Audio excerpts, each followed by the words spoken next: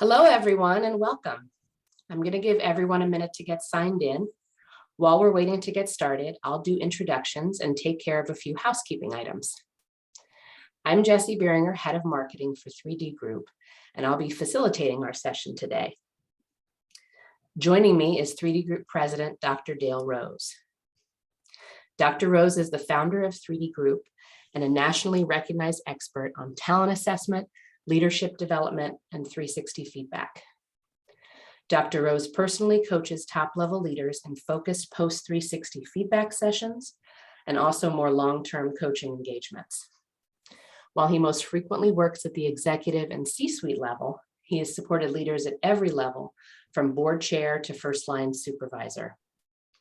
In addition to his coaching work, Dr. Rose is a widely published author in academic journals and an author and co-editor of the recently released Handbook of Strategic 360 Feedback. He's also a frequent contributor to publications such as the Wall Street Journal, Financial Times, and HR.com. Please feel free to ask questions using the chat function throughout the presentation, and we'll be answering as many of your questions as we can at the end. So thank you all for joining us today for 360 Feedback, Best Practices to Fuel Success. Dale, I'll hand it over to you to get started. Thanks, Jessie, and thank you all for joining. I'm super excited to be here talking about one of my favorite subjects, 360 feedback and how to do it well. So, it's interesting when you think about feedback that you get in the workplace, a lot of different ways to get feedback. Probably our most common feedback source and where you get most of your performance feedback, or most employees do, really comes from your direct manager. So if you think about what typical feedback looks like, typical feedback really looks pretty monolithic, right? You have one direct manager, and the characteristics or the temperament or the mood of the day can have a huge impact in terms of the kind of feedback that you get. And it is often a sort of a choose one sort of experience. I personally, would really prefer kind of the upper left on this one, but everyone has their own choices. The challenge with this kind of feedback is, again, it is too dependent on a single source. So this is really where the kind of birth of 360 feedback came about, was, hey, maybe there are other sources of observation about workplace behavior that would be valuable, possibly even more valuable than a single source that may not, that really sees things from kind of one point of view also. So this is where 360 feedback comes in, and where organizations have started to realize that making talent decisions on the basis of a single feedback source is not always the best. So a more balanced approach is something more like this, where your supervisor, your peers, your direct reports, and maybe some other groups, some other stakeholders are going to provide you feedback, and that's going to be the fuel that you use to guide your development decisions, and perhaps the organization uses to guide talent decisions. Now you can see, if you kind of look at some of the temperaments that we're dealing with in here, it's not that they're all the same, right? So even within, for example, the other group, there's at least one individual in there who has a different point of view than the others. One of the things I often talk about when I work with individuals is all of the views in that other group are valid, right? They're all valid observations of your behavior. It's not that the one person is an outlier that should be dismissed. We're not doing Olympic scoring, for example. Dismissing the person who's really struggling or feels that they're not being heard isn't necessarily the best way to build the culture you want. So the idea for this feedback recipient is to integrate all of the data from these multiple sources and try to understand what is the point of view of the people they're working with, who have the greatest opportunity to observe their performance. And the great part about this is, again, it's not singular, right? On the other hand, it does get a little complex. So complex that some colleagues and I have actually gone so far as to define what 360 feedback is, because one of the things that we're seeing more and more is with the popularity of 360 feedback, people are grabbing onto all kinds of different methodologies and calling them 360 feedback. So it's useful to get into some specifics beyond just the idea that multiple people are providing feedback, and to really look at what 360 feedback is and what it isn't. The way we've defined it is a process for collecting coworker observations about an individual that enables three things. The first is the collection of perceptions from those individuals around that group, of the degree to which an individual exhibits specific behaviors. So the key here is the degree to which leads you in the direction of a quantitative rating of where the person sits from a strength to a development need.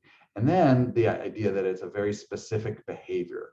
So as an example of one of those sort of methodologies that's not really 360, but purports to be, you could look at, for example, someone trying to rate your personality. Well, personality is very much an internal process. It's not something you observe. Behavior you can observe, but you can't actually observe a personality. And so the idea of rating that is a bit nonsensical. And again, our data show, I think it's 98% of the companies are out there focusing on behaviors. Number two, the ability to compare between groups. So one of the things we see with a lot of these data reports is that other group, if you think about the previous slide, may have a different point of view than, say, a direct report group or a peer group. So understanding those differences is the a critical essence of 360 feedback. And this again is where having numeric feedback is helpful, because you can compare apples to apples. And then the purpose really is around creating sustainable change, right? It's not a report card. You go, oh, well, that's nice. It's more of a progress card to say, oh, okay, I need to be, I'm not listening as effectively as I could be to my direct report team, for example. So I need to really focus on that. So it's really about changing individual behavior. And then when you aggregate that up at the organizational level, then you start getting really powerful information about how you can shift your policies and procedures and approach to how you're developing leaders and how you're developing your people. So this is how we think about 360 feedback, how we define it. And again, it's kind of important to be specific, because we do see so many things. Probably the most common thing that we see out there called 360 feedback are what we refer to as stakeholder interviews, which are really valuable when you're working with a leader to find out what how their colleagues perceive them. But they're not really 360 feedback in the sense they don't really allow meaningful comparisons. It's all very qualitative and dependent upon the individual doing interviews. Again, nothing wrong with them, but calling them 360 feedback isn't quite right. You really need 360 feedback to augment those interviews so that you can get those apples to apples comparisons. And frankly, that you end up with honest feedback, because the feedback is collected anonymously. If you're doing interviews, not anonymous, right? The interviewer knows exactly who's saying what. So good tool to augment, but not 360 feedback. So those are just a couple examples. These really just sort of boil down to three things. It needs to be survey based. It needs to be focused on workplace behaviors. And then again, looking at multiple sources. So those are kind of the three big rocks, if you will, that we use to think about 360 feedback. Now, even still, when someone asks me, what do you do when I say 360 feedback and I give them this definition, there still often is this kind of look of, okay, but what exactly does that mean? What does it look like? So this is what it looks like. You take an individual behavior, very specific and clear. My personal favorite, follows through on commitments, is the behavior that's being rated in this case. And you got to choose from 1 to 5 with, sort of meets expectations or strength. I'm sorry, 1 to 5, with the meets expectations being the midpoint right here. You can see on this rating scale, of course, we also have don't know, not applicable. Now on follows through and commitments, probably shouldn't be an issue, but there are occasionally items that don't fit for a particular individual, and it's good to give them a chance to kind of opt out just to increase the quality of the data. So a whole bunch of those people in that image all rate this individual on how well he follows through on commitments, and then he'll get data that looks something like this. So he rated himself a 4, in this case, strength. His boss rated him a 2 on follows through and commitment. So right away, he's got a conversation he knows he needs to have. What is it that I'm not following through on that I need to? The peers are much more comfortable with how he's doing this, and maybe a little room for improvement with the direct report group. So that gives an opportunity to really understand how you're interacting with each of these different groups. A little down arrow is an indicator of that this overall score is in the lower percentiles for based on a national norm. So you can also look at these scores compared to how people typically score. We know some behaviors are harder than others. So this is typically how it looks. A lot of different ways you can slice the pie and a lot of different data points you can add, but here's your basic parameter on how you think about it. So in terms of who gets feedback like this, typically in organizations, for the most part, it's everybody. In fact, our data show that the use of 360 feedback for all employees is actually on the rise. But often, because of the effort, time, expense, et cetera, you'll find that leadership, vice president level and above, are often the folks that are getting feedback. Directors also, particularly as that you're looking at talent management from a succession plan standpoint and that kind of thing. 360 feedback is a really powerful tool for assessing leadership potential and predicting future success and making sure you're not promoting somebody who's leaving bodies in their wake while they're getting results on the KPIs, et cetera. So that's a kind of a typical approach, but the bottom line is really everyone. Couple of components, and I'll get into kind of a little bit more in more detail on a few of these that we find to be the kind of the key drivers. But when you think about kind of how you implement this, so we kind of have an idea of what it looks like with an individual, sort of who might be getting feedback. There are a whole lot of components into making that successful. We work with many clients who come to us who've had struggles getting a 360 process to work. And a lot of it is because they've implemented it without an understanding of kind of the facets that go into that. It can get pretty complicated. Some colleagues, and Dave Bracken and I put this out, over 10 years ago now, but the process remains the same. I'm not going to go into each one of these boxes and lines and whatnot. Feel free to read the article. But the key components at the center of this really have to do with awareness, acceptance, and accountability. So those are the three components you're trying to drive for, that if someone's aware of the issues they need to address, they accept there's a need for change, and they have some accountability to do that, they're going to have a much better chance of changing. It's also worth looking at these extraneous factors: history, how the HR systems and other systems align, leadership support. There are a lot of different factors that will influence it, but you really want to drive them all toward these three. So if we think about these different components, you think about, probably one of the most unique aspects of 360 feedback compared to other assessments is it's not a self-only assessment. So you get the opportunity, in a sense, to look in the mirror and say, okay, well, I see this, what do other people see? And so I think being aware is where we see a huge amount of growth often in leaders, where they'll get feedback and they'll realize there are a number of these areas they feel they're exceptional at that actually they're really struggling on. And these are behaviors that are often not really ambiguous from the perspective of, if I think I'm great at listening to others, but others feel that I am not great at listening to them, who's right?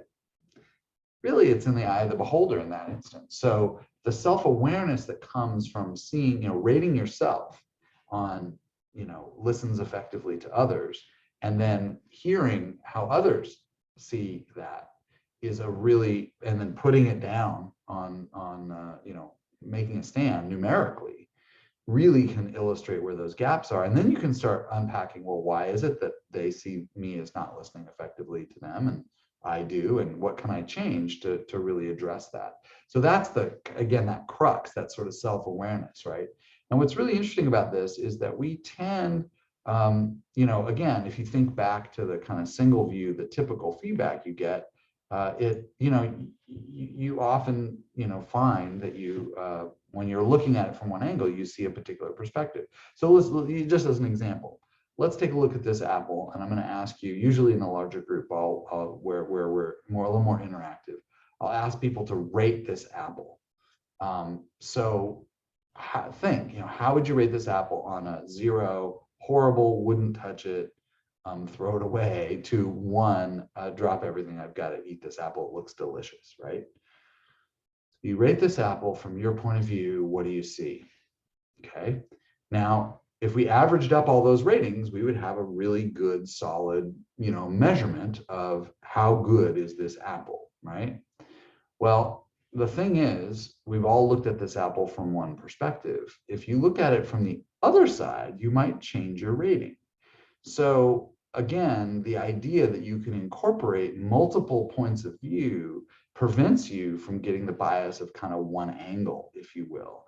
So I think this is the power of this is it may look all rosy to the individual and maybe even to their superiors, but perhaps, for example, their direct reports are really seeing a different story, and leaders need to affect up, down, and across, right? They need to influence on all those different dimensions. So understanding it only from one point of view isn't really going to get you the kind of effective leadership that you need. You need to be able to find the cases where there are these instances. Now, the analogy falls apart at some point because, of course, we're not just throwing leaders away or eating them, and what we're doing really is developing them. So you can't really develop an apple. But the idea being that when you uncover areas that need growth and development, you can actually cultivate that and improve it. And or maybe there's a misfit in this particular role because it's a critical component. So again, the idea of seeing it from multiple points of view, gaining that self-awareness is critical. But of course, the other thing is that awareness, as the model illustrates, isn't enough. This person undoubtedly is aware that she is perhaps a bit of a bottleneck on a few things that have come through her desk, and may need some change in what she's doing.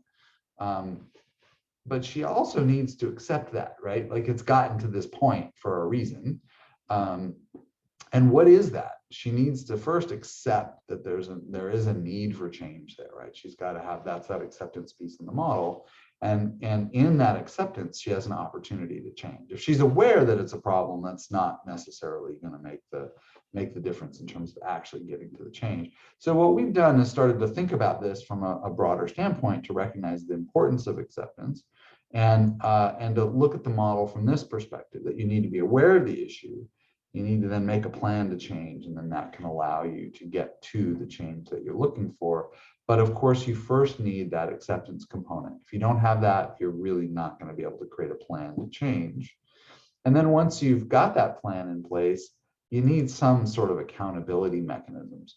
So when we design 360 feedback processes, for example, we're linking all the different components of the process into these different elements to increase the change likelihood so that leaders have the best chance to change. No guarantee they're all going to change, but if you don't have these components and you don't have elements of the process that feed each one of these, you're going to have some difficulties in terms of achieving the goal. You may be able to get reports out to people, but in terms of actually changing leader behavior, you're going to need each of these different components. So when you think about how do I put all this together, it gets a bit complex. In fact, if you've sat down to try to figure out how am I going to roll out 360 feedback in my organization, it's probably looked a little bit like this, I'm guessing. You start with, well, who should participate? And then you think, well, who should get the report once it's done? And then, well, then who owns the report and who can see it? And how long should that survey be exactly? Should we do a custom survey or just take one that's existing? Is this HR driving the process? What are we looking at? And so I think we recognize that these things kind of pop up quite a bit. And I think one of the things I can do is help guide you through a few of the kind of key design decisions that you're going to have to think through to answer some of these questions. I would say all of these questions are really valid and important to get right. And any one of them, frankly, can make a process difficult to implement. So we think about it in terms of three core components, and these three core components are going to drive into what our best practices look like. So the three key components to drive change: relevant content. If you don't have that relevant content where you're asking questions, so we had content before was like follows through on commitments or listens to others attentively. I'm not actually kidding when I say I've seen a 360 commercially available. They called it a 360. I would not.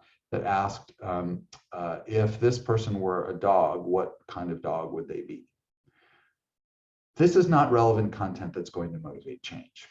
Follows through on commitments, listening to others attentively. This is relevant. If I'm not listening to others, immediately I recognize, okay, that's probably a problem, right? So making the behaviors relevant, one of the best ways to do that is to align those behaviors with values or other cultural messages that you've sent out about what leadership expectations are. And again, making it behavioral, not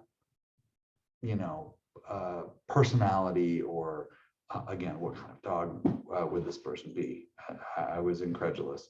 The other thing is they have to believe the data. So it's, yeah, these are the right these are the right behaviors, but I don't really believe the ratings were done correctly. The wrong people were invited. It wasn't anonymous, so they weren't honest, that kind of stuff. So there's a lot of work you can do to make sure that the data are credible. And there are things you can do to really undercut that in your messaging and your process.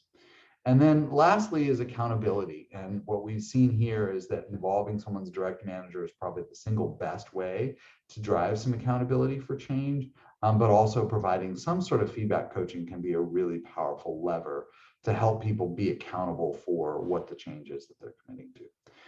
So this is kind of a big picture view with some detail about what it takes and what, what 360 is and what it takes to make it be successful. When I put this together, I thought, okay, let's simplify it down. A big, long, complicated chart. But if there were kind of 7 key things that I would really drive toward to be successful in terms of implementing the 360 process, and that's really what I'm going to highlight next, is what are those sort of 7 key factors, best practice, that you really need to be sure to nail in order to be successful in your project. Certainly the underlying components are these, but they come into some more specifics as well. So the first thing I would say is really be clear about your purpose.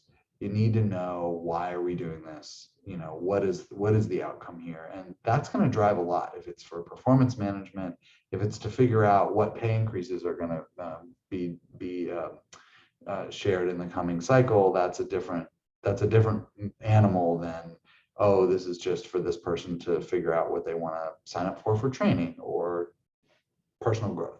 So a lot of different ways to go. Now one of the things we've done, and I'm going to share these data as we go. Many of you may know we have for over 20 years now been implementing. Actually, I guess no, it's 18 years at this point, but we're just about to launch our new one. With over 500 companies' data, we've looked at 22 different detailed design considerations to get some benchmarking data about what do people currently do when it comes to their 360 feedback process. So what is the most common purpose for 360 feedback? There's a huge debate out there, raging on still, around development versus decision making, for example. I would argue that's a bit of a misnomer. I think actually this development is decision making. You're deciding how to develop, you're deciding how to allocate resources, but that's for another presentation. So when we look at the data, we look at these data and we'll look at them over and over in a number of different questions that we'll answer. What we find is that companies generally, and actually pretty universally, are using 360s for development. That is kind of the baseline, right? 90% of companies report that as the primary purpose. So that seems clear. The interesting thing is, if you're a math person like me, you're like looking at that right column, trying to add them all up to 100, and obviously they don't add up to 100 because there are multiple purposes. So what we find is that there are multiple purposes in most programs, but there's often a primary purpose, and that primary purpose is typically development. But it's development and succession planning, development and performance management. Hypothetically, those two should not be mutually exclusive. But again, to recognize that primary purpose really is development. It is a developmentally oriented tool, and you'll see it introduced and presented often as an assessment or an evaluation and things along those lines. But those are not necessarily the primary. You do need that development component at the core. The other thing to kind of consider is the big picture when you're thinking about purpose. So, our book, the Handbook of Strategic 360 Feedback, really is oriented around this question of, well, how do you implement 360 across an organization in a way that can be strategic? One of the best ways we've seen it done is to literally look at what is the strategy, where are we headed? Are we moving toward, consolidation and efficiency? Are we moving toward innovation and expansion and trying to break the status quo? You can put leader behaviors in there that literally directly link to that strategy. And if you can develop your leaders in a way that drives that strategy, it can make a huge difference in your success as an organization. So really linking the content to strategy is important. The other key thing from a purpose standpoint is to communicate. We often see organizations who struggle don't communicate the purpose. They know internally and they're busy working on process, but the communication plan around how do we message this to the organization so their expectations are clear about why we're doing it, what it is, are aligned with our point of view. Because most every leader at any level certainly has had experience with 360 feedback, and they're quite varied. So they may bring, if you've got leaders from different organizations, they may bring a completely different point of view of what 360 is and why we're doing it. So you really need to message within your organization the purpose and how you're using it, and some of the kind of rules of engagement, including who gets a report, things along those lines. And then the last is being clear about, are you focused on individual or organization-wide change? How are you using this tool? And again, making sure that that's clear in the communication package. So that's really the number one thing, is be clear about your purpose, because that purpose is going to drive a lot of decisions all the way down through program implementation. The second is to tailor the process to the participants. So we know that multiple different individuals at multiple different levels are getting feedback. It turns out that you can do things with a smaller group of higher level leaders that are just become cost prohibitive at lower levels in the organization, where you have more people. It's just literally an issue of scale. So if we look at the data from our benchmark study on where people typically participate, it's pretty much what I was suggesting before, where it's really kind of, executive level is pretty common. About over 50% of companies are using 360s at that level. But a burgeoning number are using it at that kind of mid-manager level. And I think a lot of this has to do with that succession planning and development planning, where you're wanting to fill the pipe of leaders at that mid-level to really allow for succession planning and being able to have a pipeline of talent for your leadership, particularly all kinds of demographic trends right now that are really resulting in a lot of churn at this kind of executive level. And so having the support and having leaders that have been developed up so you've got a pool to draw from is quite key. But there is an increasing usage for individual contributors. The idea that this often is sort of a pipeline that starts at that individual contributor level, but the process is going to look a lot different. In a company with 20,000 employees, you can probably do some pretty good follow-up, feedback coaching, even just an hour with a report around action planning and things like that with your, say, top 200 people, top 300 people even. Not a problem, right? But are you going to broaden that out to, the 20,000 employees across the globe?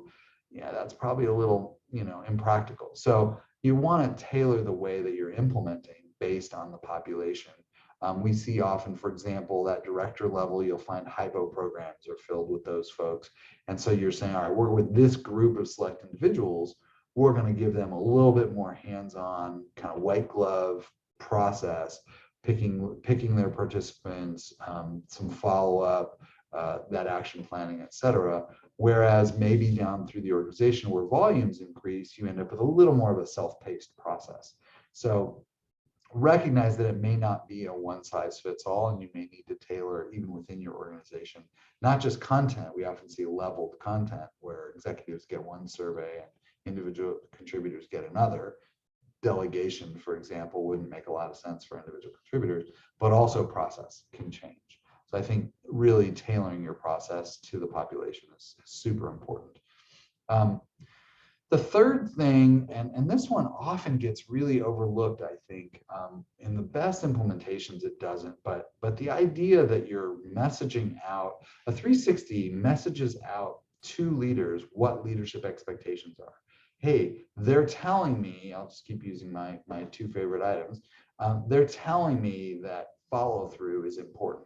They're telling me that listening to others is important. So that's part of our culture. That's what the expectation is of my behavior as a leader, which of course we know that when leaders, leader behavior tends to shape the rest of the organization. So the idea that you can choose that content and then use it as a mechanism to message out through the organization really can have a big impact on culture. And we've actually seen it go so far as to shape and change culture or be a tool for that. So just as an example, we had one organization that started out, we worked with them, I think, for about 12 years, long time.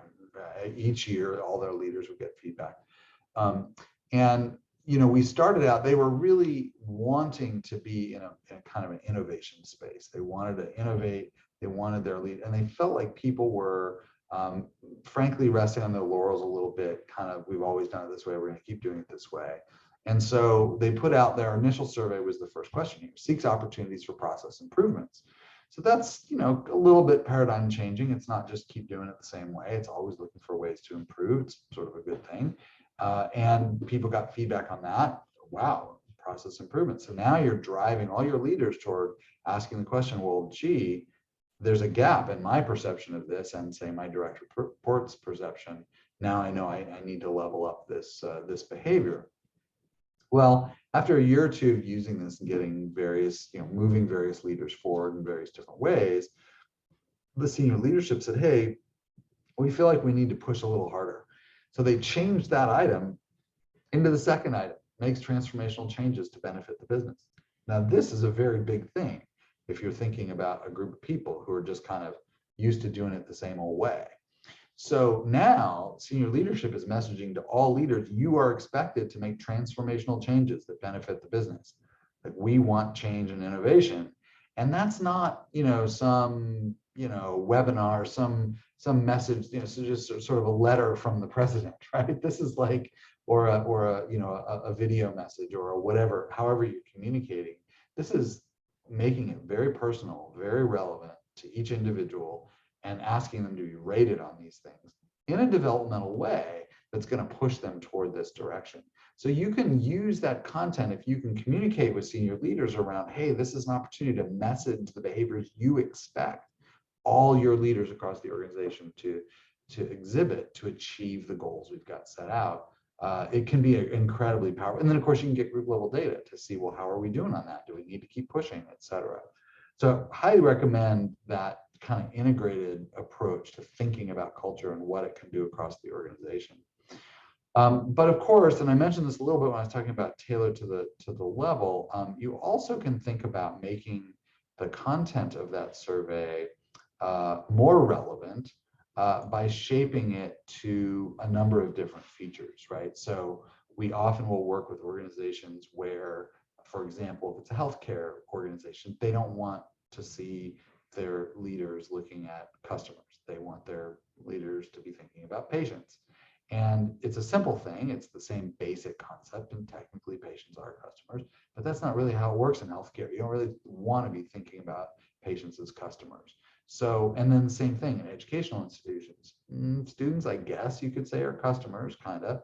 They are paying, et cetera, but it just doesn't fit culturally. So you want to make sure that the language of the survey fits culturally to what your climate is, if you will. You can do some job domain work. So what works in manufacturing might not work in sales.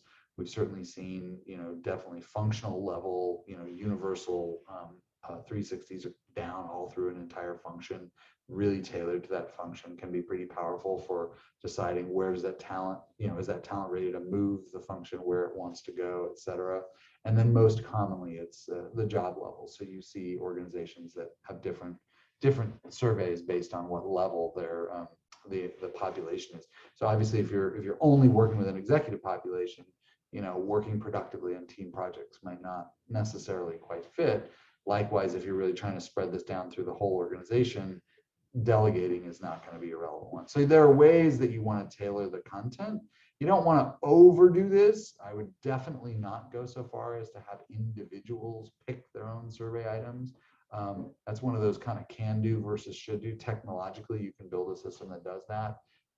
There's some real challenges in that in terms of not having a consistent set of behaviors or messaging across the entire organization. You just completely lose that. And then you lose the ability to look at organization-wide trends. And then also leaders are more likely to pick the things they think they're doing well, or worse, maybe they pick all the things they think they're doing poorly and don't ever get to even see what they're actually doing great. So I think having a standard that you use, but tailoring it a little bit across some of these dimensions is really a best practice. It's worth pointing out that surveys look easy to write. I've gone on the record before as stating that CEOs write the worst survey items because they tend to see the world in a very complex way, and they don't want to see just follows through on commitments. It's going to be follows through on commitments that are important to the organization and all the stakeholders who are linked to the goals that you're trying to achieve. And then you go, wait, what was this item again? You start back at the beginning and then you reread it 4 times and then you know what to rate. At the end of the day, if you can make it really behavioral and specific, it's going to work. So there's an art to this and a science to it, frankly. What we see in our data is that about 20% of companies are taking standard content as written from a company that does this and has off-the-shelf tools, and then about 80% are customizing in some way and tailoring it to their environment. There's some benefits to off the shelf and a certain capacity and a certain implementation for sure. But again, if you're doing any kind of scale, really customization is going to be where it starts.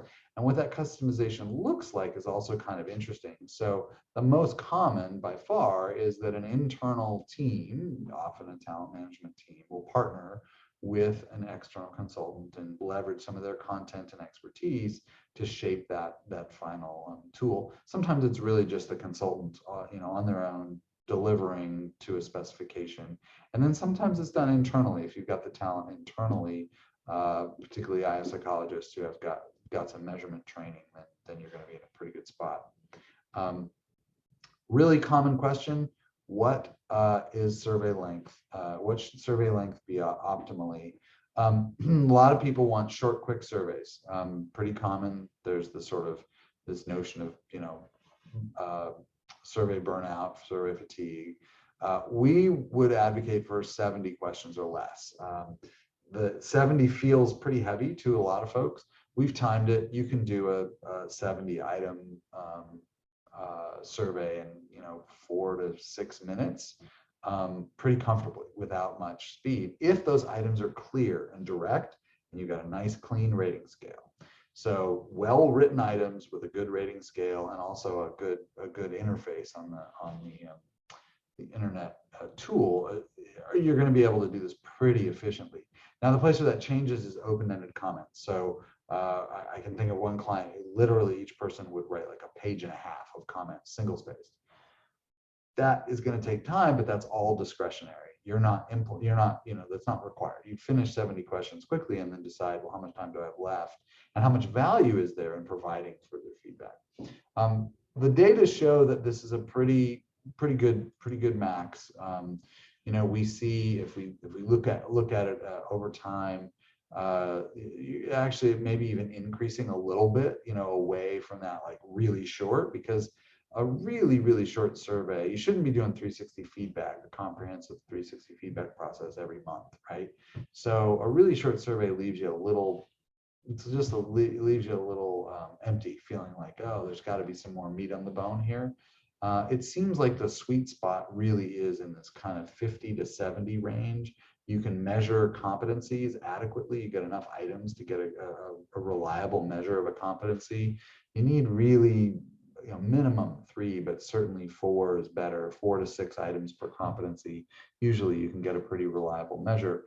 So you want to get, enough items in there and just make them clear People will fill it out much more quickly than they think, and then your leaders are going to get robust feedback from all those folks. So definitely not overly short is going to be a better direction. Anonymity turns out to be the center of it all. Honest feedback is what we're trying to get. Giving feedback to your colleagues is not an easy thing to do. And so this tool, by using anonymous feedback, gives a way that people can just really be honest and tell you what they think and know that there isn't going to be any retribution because you've taken the lengths in the process and in the scoring to make sure that their individual identity is protected. Now, the one exception, of course, is open-ended comments. They can write what they want. They can divulge their identity in those comments, but there's no requirement to it. And the numeric ratings, again, aren't like interviews. You get anonymous feedback. So I think recognizing that is and designing around that and messaging around that is extremely important. So when we ask people, the most common way you do this is through the minimum number, right? So if you have one rater that's rating you from your peer group and then you report that result, well, you know who said what. If you have two, it's also a little bit, you can kind of tell. Three, it starts to get impossible. So, and then you see here that the average, the mode clearly is 3 raters in terms of the minimum per rater group. So that's pretty standard in the data. And some organizations go as high as 6 or more than 6. So there, you can really ratchet up anonymity. The challenge here is that you start decreasing the number of people that can really use the feedback because if you make it 6 and you have people that only 5 leaders in the organization that have 6 direct reports, well, then you're not going to get any feedback from direct reports reported separately. So that's a real challenge there. But yeah, that minimum of 3 is probably the single best way to protect anonymity. And again, messaging that up front. We put it in our instructions. When someone logs in to fill out a survey, it says right there, we will not report data for less than 3, and we hold to that so that if even after the fact someone says, hey, I only got two ratings and I really want to hear what my direct reports say, it's like, well, we can't get anonymity and give and honor that request. So we move the data into another group and they still get the feedback, but it's just not separated by rater group the way you might want. And when we asked people, what did how important, what are the most important things? By far, anonymity rises to the top. 80% say it's an essential component, not optional. So yeah, anonymity being at the core, and again, over and over messaging and building process in a way that anonymity is protected, even if you lose some moments where you'd like to get that person feedback or whatnot. What we find is the anonymity, and employees will test that some. So make sure you've built the system to enforce the anonymity in the data. And then last, I would say the 7th thing that rises to the top. A lot of what we've been talking about here is survey and content and process. An element to include and to think about is really, what do you do with the data? So what we've seen in our own practice is that the ROI you get on a process that includes a 1-hour coaching session, not a report read through. Reports should be clear enough that you don't need someone to babysit you through how to read it. But really a coaching session for an hour. Doesn't need to be 6 months every day. An hour with a real coach to go, hey, here's what this looks, here's what this looks like, this means in context for your role. Let's shape a development plan out of this. What can you do about the data? That's the gist of what that meeting ought to be. It turns out to be critical lever for creating change. Now, again, at scale, it gets a little challenging, but if you think about those upper layers, if I've got a choice between doing, 5,000 leaders where they get a self-paced guide and I ask them to use that to build out an action plan, and you choose between that and doing 1,000 leaders that get the report an action plan, and some time with a leader, I would contend you will get a better ROI on giving them the coaching. And it turns out that a very large number of companies would agree. So we found in our latest study, 77% of respondents said that they made that one-on-one coaching session was essential. So I think really, to the extent that you can build that in. Now, again, if you're trying to broaden it down through the organization, tens of thousands of individual contributors are not going to get that. It's just economically not feasible. But you can build in some components about what are we really achieving in that coaching session that you can build into some of your self-paced tools. And we've had some pretty great success with just guiding people through how to think about the data. And again, when we look at how often these are actually implemented, it shows that 3/4 of companies are making those feedback sessions available. So when we ask about kind of what are the supports that you provide, clearly that is the kind of number one. I really do like the second one too, I will say, developing a plan with the manager, the idea that you engage the manager in the conversation. And that's almost certainly the opportunity going down through an organization if you're trying to scale for individual contributors, is just leverage their manager more, in a sense, to be the coach.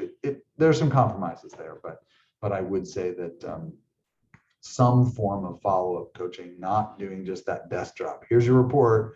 Good luck. Let us know how it went. You're not going to get an ROI on that. So make sure there's some follow-up. So those are the big 7. Just to kind of recap, again, be clear about purpose, let people know, communicate it outwardly, and align your processes underneath that purpose. Make sure you look at the population you're working with, recognize you may need a couple of different options depending on who you're giving feedback to. Make sure you're looking at content, right? What is the content that we're using and how is it going to fit with strategy and culture? Make the content relevant to the people that are receiving the feedback. It's going to drive change a ton. Make the survey digestible, but not too whimsical. And then lastly, make sure there's some follow-up support. Yeah, anonymity, the crux of it all.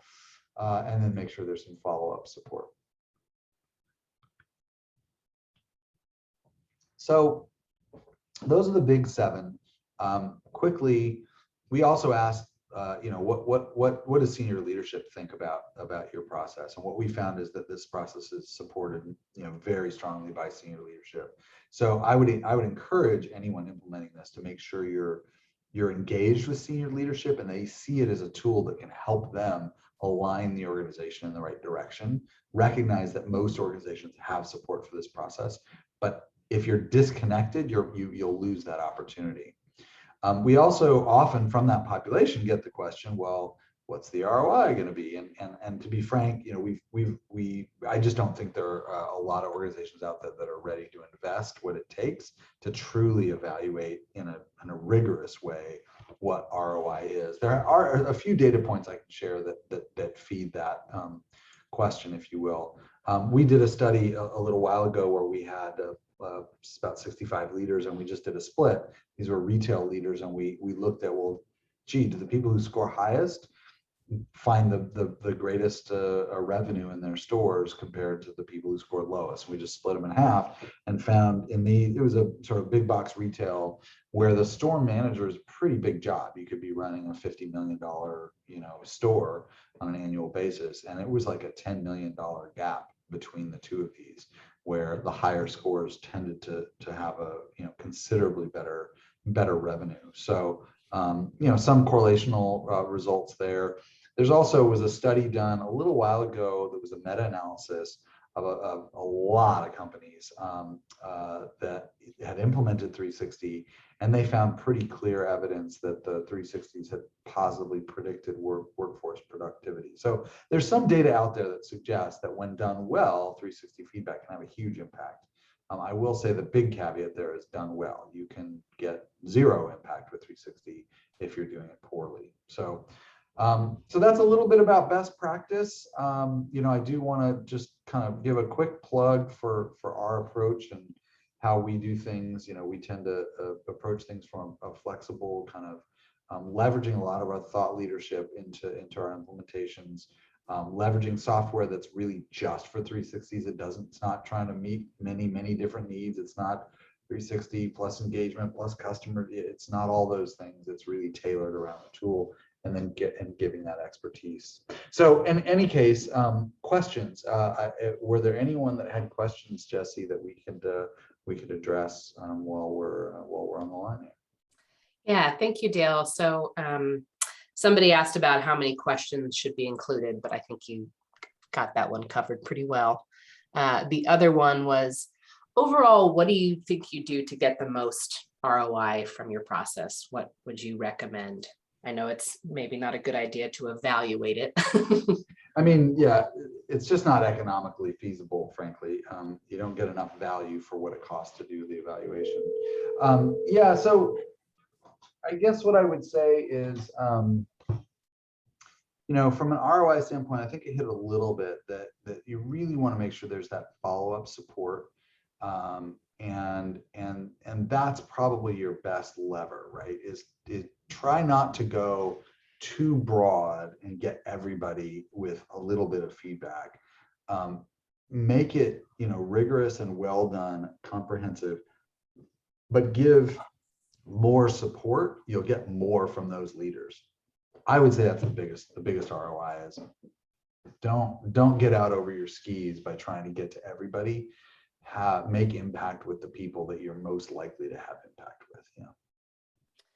The other one that just came in, I think you touched on this a little bit, but what's your view on sharing 360 results with the participants manager?